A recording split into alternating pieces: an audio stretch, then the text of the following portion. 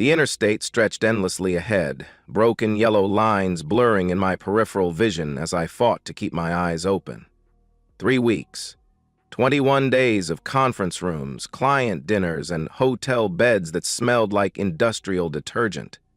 The consulting project in Denver had been a nightmare, a failing tech startup whose founders couldn't agree on basic business decisions.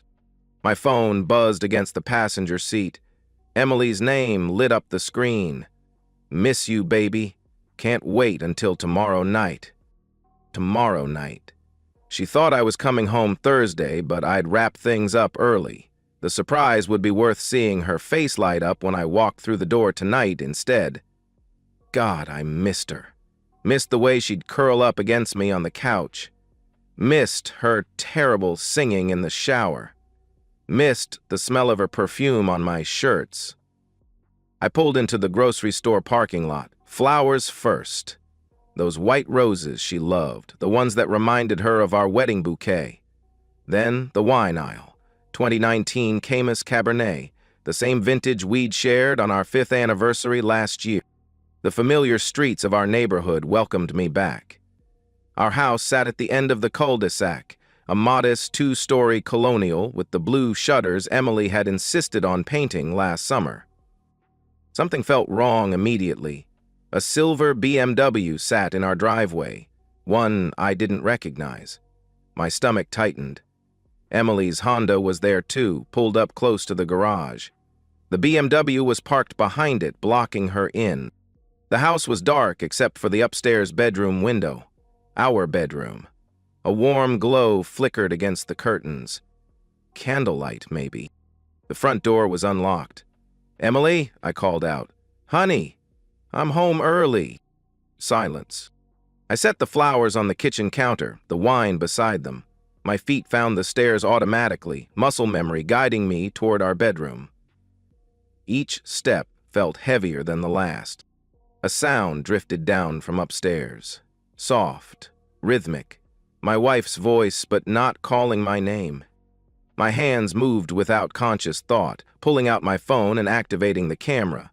The engineer in me took over, the same methodical mind that had built my career by solving problems through careful observation and documentation. I pushed the bedroom door open just enough to see inside. Emily was naked, her dark hair spread across our pillows.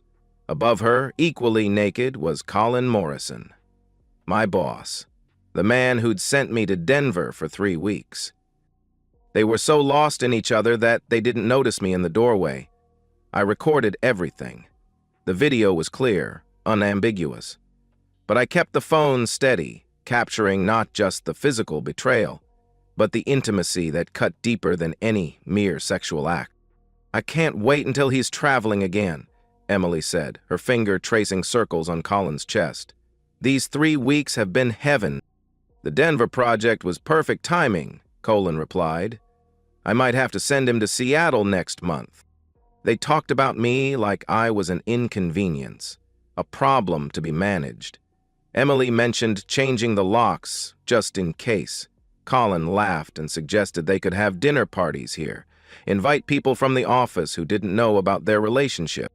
I backed away from the door, my phone still recording. 23 minutes of video. Their voices were clear, their faces identifiable. No ambiguity, no room for explanation or denial. The smart play was to gather information first. Emily and Colin had been planning this for months, maybe longer. I needed to know how deep the betrayal went before confronting them. They had it all figured out, every detail planned, every contingency covered. Except for one thing they couldn't have anticipated. I was already home. I sat in the guest room for 47 minutes, listening to my life disintegrate through the walls.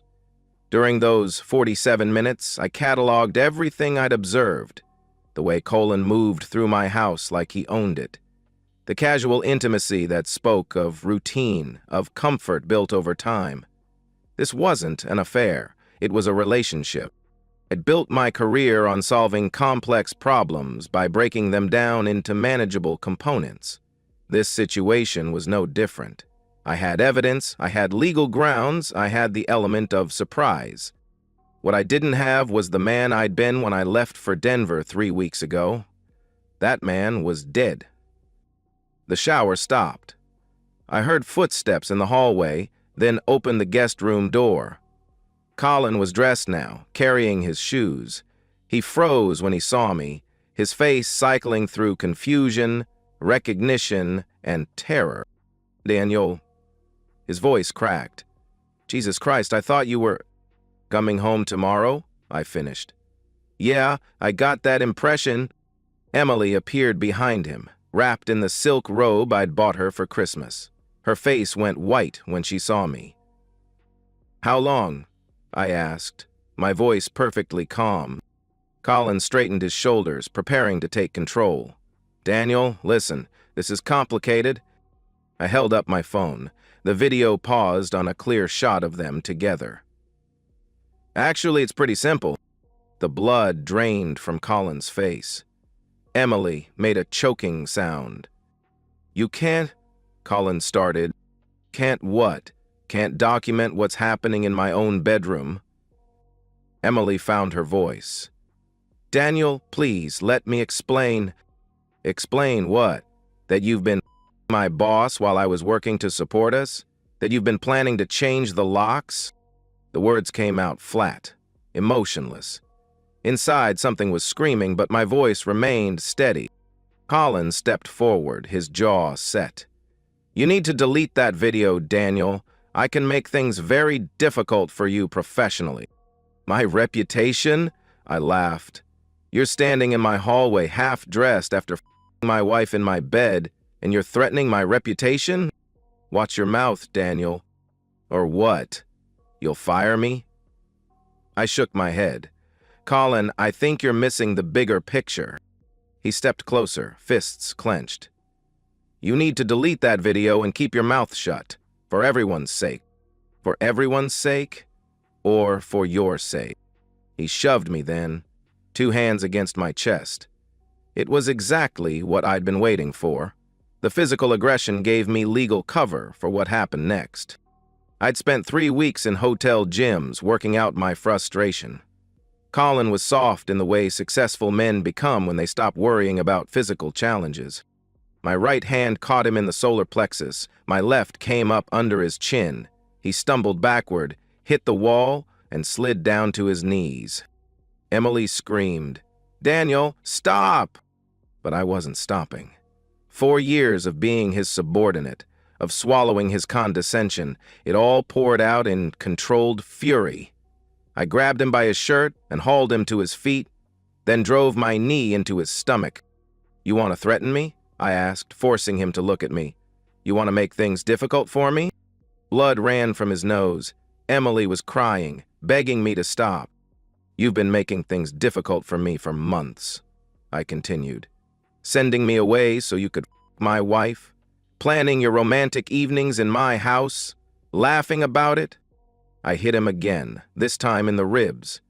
"Did you think I was stupid, Colin?" I pulled him toward the stairs, his legs barely supporting his weight. At the front door, I shoved him outside onto the porch. "Get out," I said simply, "and don't come back."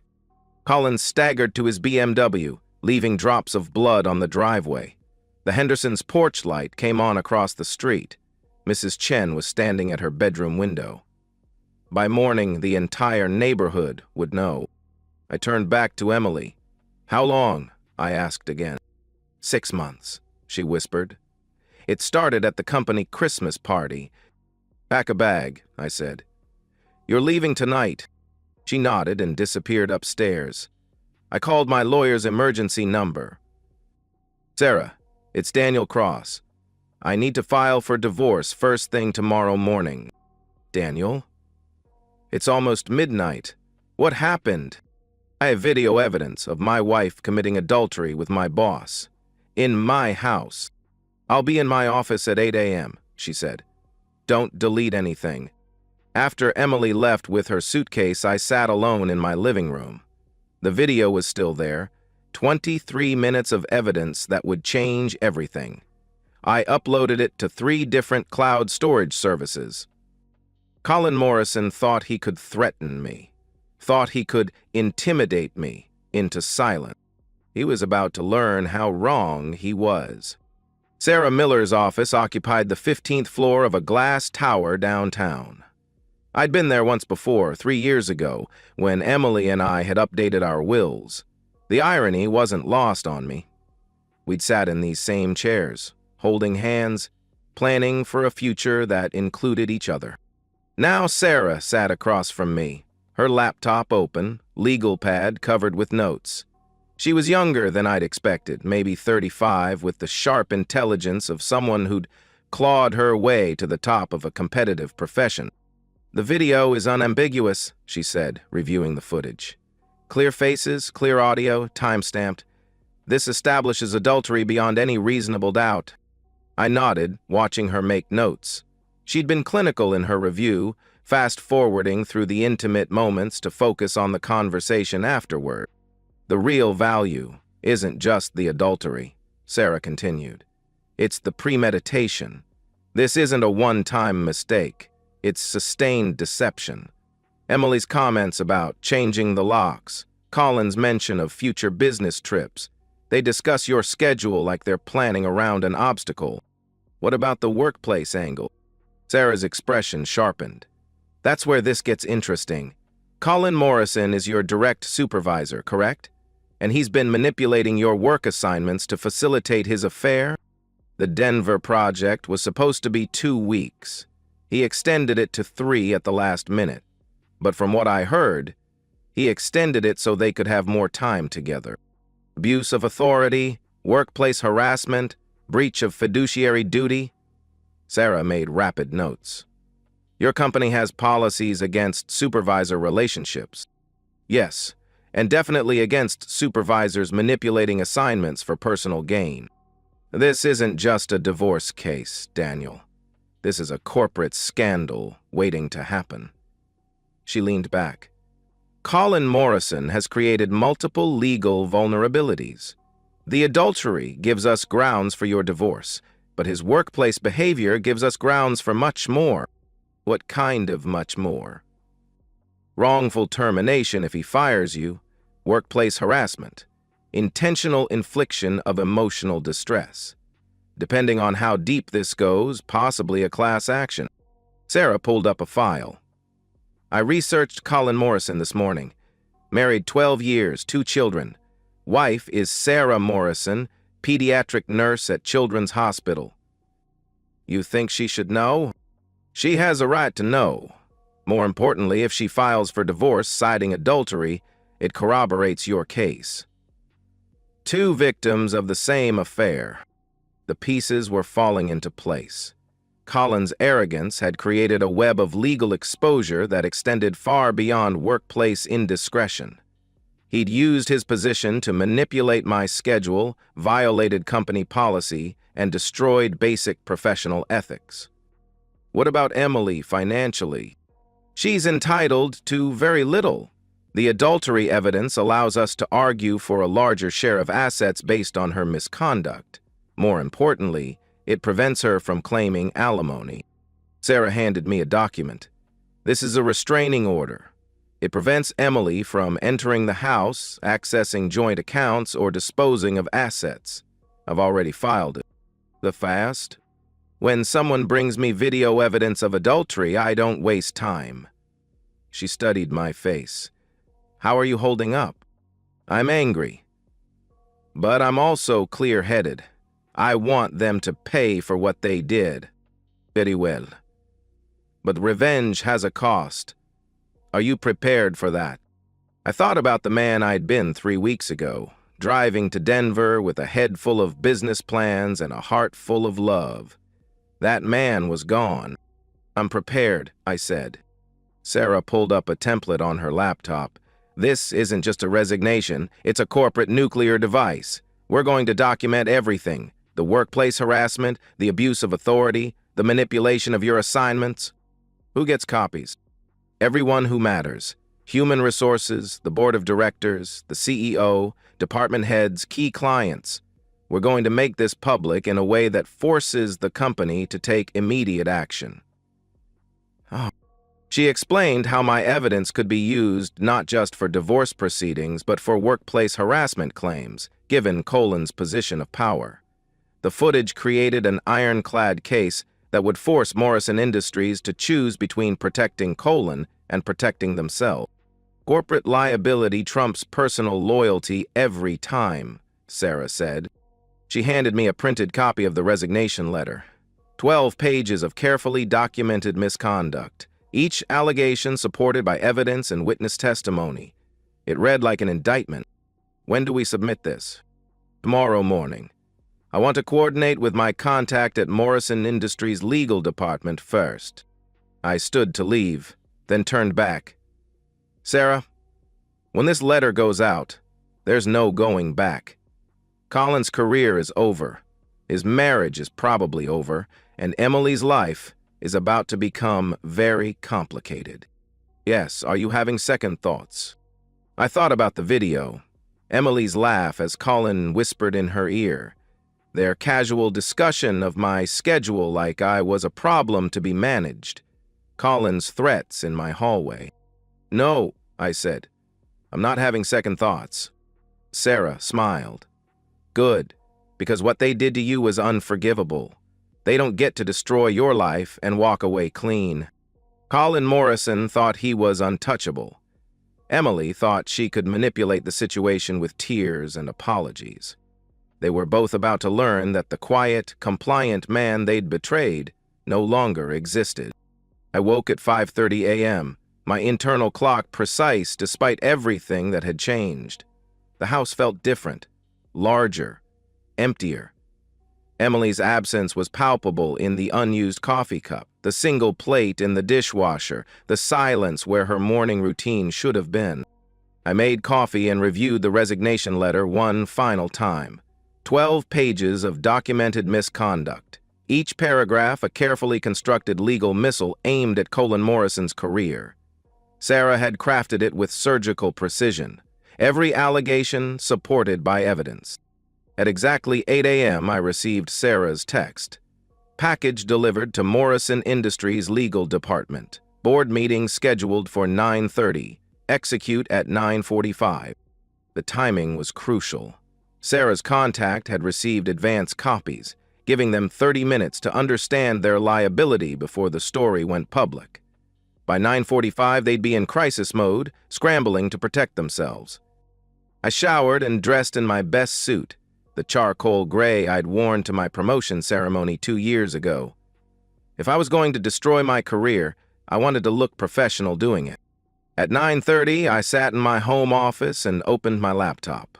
The resignation letter was ready to send, email addresses verified, board members, department heads, key clients, HR personnel, everyone who mattered would receive the full story within minutes. My phone buzzed with a call from Colin. I let it go to voicemail, then listened. Daniel, we need to talk. Don't do anything stupid. Call me back immediately. The desperation in his voice was unmistakable. Too late. At 9:45 exactly, I clicked send. The emails went out simultaneously to 47 recipients. 12 pages of documented misconduct supported by video evidence, witness statements, and a comprehensive timeline. The subject line read, Formal resignation and documentation of workplace harassment. I leaned back and waited. The first response came within 3 minutes, an automated reply from the CEO's office. The second from HR, requesting an immediate meeting. The third from the board chairman. Mr. Cross, please contact my office immediately. My phone started ringing. Colin, then Emily, then numbers I didn't recognize. I ignored them all, watching the digital explosion unfold. At 10:15, Sarah called. It's done. Morrison Industries has terminated Colin Morrison, effective immediately. Security is escorting him from the building. I felt cold satisfaction. What about the company's response? Full cooperation with any legal proceedings. They're throwing him under the bus to protect themselves. The board is meeting in emergency session for damage control. And Emily? Her phone's been ringing all morning. Colin's wife received a copy of the video evidence. She's filing for divorce this afternoon. I walked to my window, looking out at the quiet suburban street. Mrs. Chen was working in her garden, the same routine she'd maintained for 5 years. The normalcy felt surreal. "Daniel?" Sarah's voice brought me back. "Morrison Industries is offering a severance package, full salary for 6 months, health benefits for a year, and a generous non-disclosure agreement. They want to buy my silence. They want to limit exposure. Given the circumstances, we're in a position to negotiate." "Counteroffer," I said. "Full salary for 12 months, benefits for 2 years, and no non-disclosure agreement." Sarah laughed. "I'll make the call." At 11:30, my doorbell rang. Colin Morrison stood on my porch, his face pale and drawn. He was still wearing his suit, but his tie was gone and his shirt wrinkled. The corporate golden boy looked like he'd aged 10 years in 2 hours. I opened the door, but didn't invite him in. "What do you want, Colin?" "You destroyed my life," he said, his voice hollow. 20 years of building my career, gone in one morning. I documented your misconduct. You destroyed your own life. My wife is filing for divorce. My children won't speak to me. I'm professionally blacklisted. He looked up with desperate eyes. Was it worth it? Was your revenge worth destroying my family? I thought about his 2 children, innocents in this mess. His wife, Sarah, who would rebuild as a single mother. The collateral damage was real. "You should have thought about your family before you started f***ing my wife," I said. Colin's shoulders sagged. "I know I was wrong. But couldn't you have handled it differently? Confronted me privately? Like you gave me a choice about whether to trust my wife?" I shook my head. "You made your choices. Every consequence you're facing is a direct result of your actions." "Please?" he whispered. "Is there anything I can do to make this right?" I looked at the man who had been my boss for 4 years, who had signed my performance reviews and approved my promotions, who had sent me to Denver so he could sleep with my wife in my bed. "No," I said. "There's nothing you can do."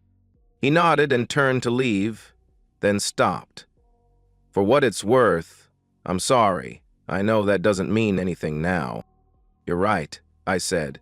"It doesn't mean anything."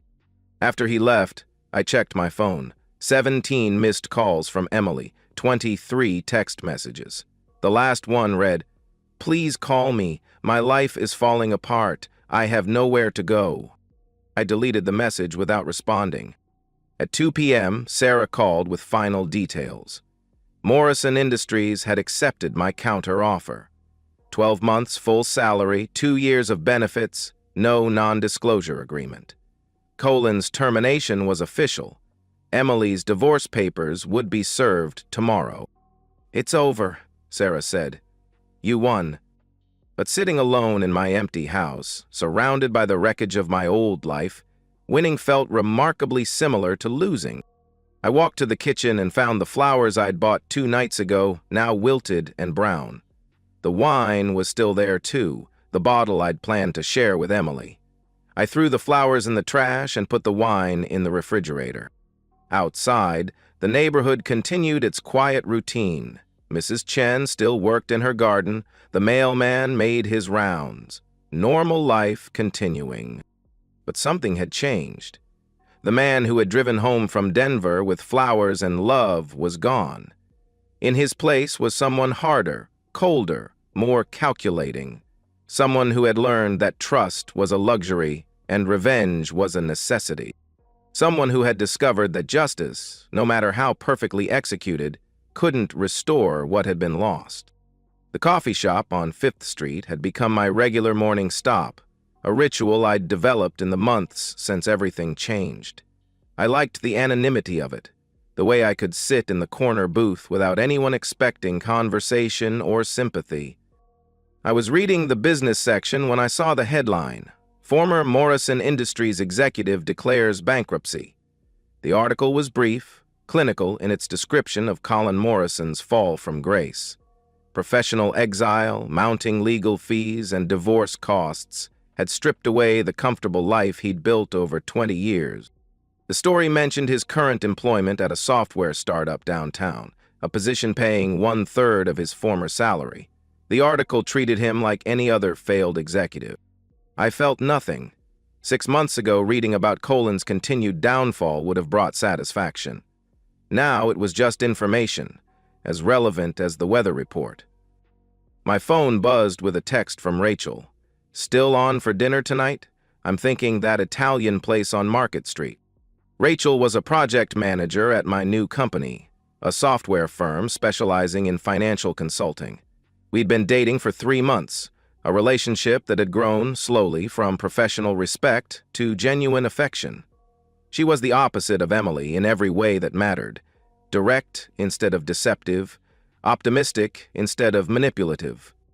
"Looking forward to it," I texted back. 7 p.m.? Perfect. Wear the blue shirt. It brings out your eyes. My new job was challenging but rewarding. The salary was comparable to Morrison Industries, and the severance had given me transition time without financial pressure. At the grocery store, I was comparing tomatoes when I saw her. Emily stood 3 aisles over, wearing the blue dress I'd bought her for our anniversary. Her hair was shorter now, but I recognized her posture. She looked older, thinner, with the worn appearance of someone carrying stress. She approached slowly, her cart half empty compared to my full one. "Daniel," she said softly. "Hi. Emily, how are you?" "I'm managing. Working at the elementary school still, different district." I nodded. I'd heard she'd been forced to transfer after the scandal became public. "You look good," she said, genuine surprise in her voice. "Happy."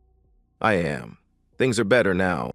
She glanced at my cart, taking in the ingredients for tomorrow's dinner. The wine, the flowers I'd bought for Rachel. "Someone special?" "Yes," I said simply. Emily nodded, her eyes glistening. "I'm glad. You deserve to be happy." "Daniel, I know this doesn't change anything," she said finally. "But I need you to know that I'm sorry. Not just for what I did, but for how I did it. For the lies, for making you feel crazy when you asked questions." I studied her face, looking for manipulation, but she looked genuinely broken, genuinely remorseful. "I know," I said. "But Emily, being sorry doesn't undo what happened. It doesn't give me back the year I wasted thinking I was happily married."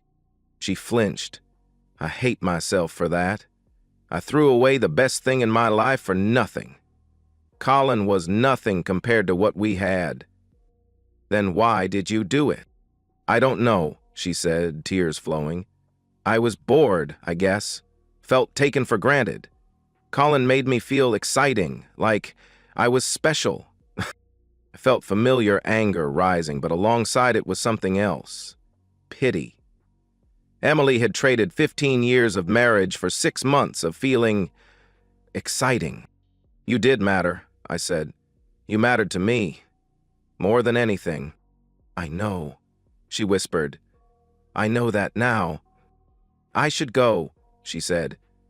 "I don't want to make this harder." "Emily," I said as she started to turn away, "for what it's worth, I hope you find your way to a better life."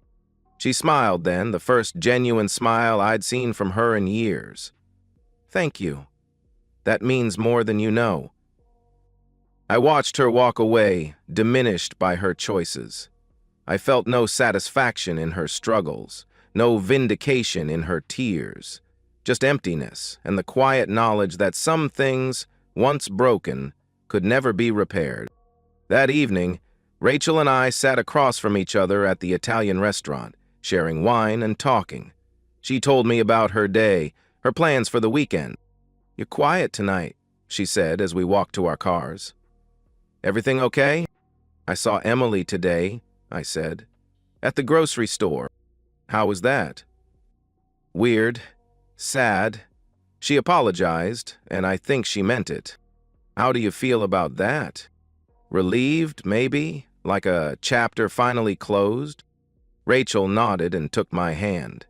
Good, because I'm much more interested in this part of your life.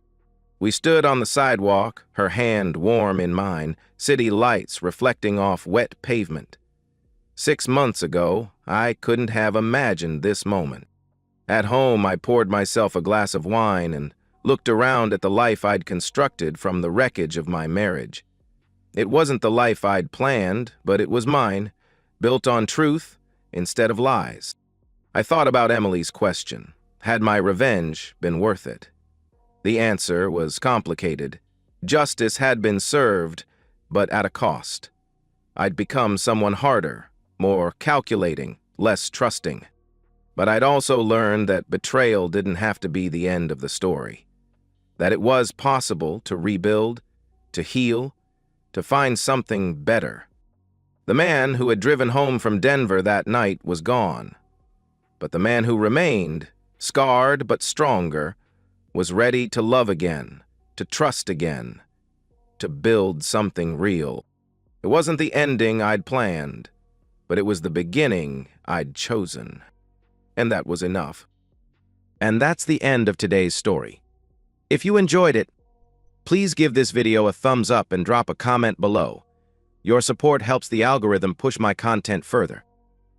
If you're new to the channel, don't forget to hit that subscribe button. It really helps me keep creating more stories for you. Thanks for watching, and I'll see you in the next one.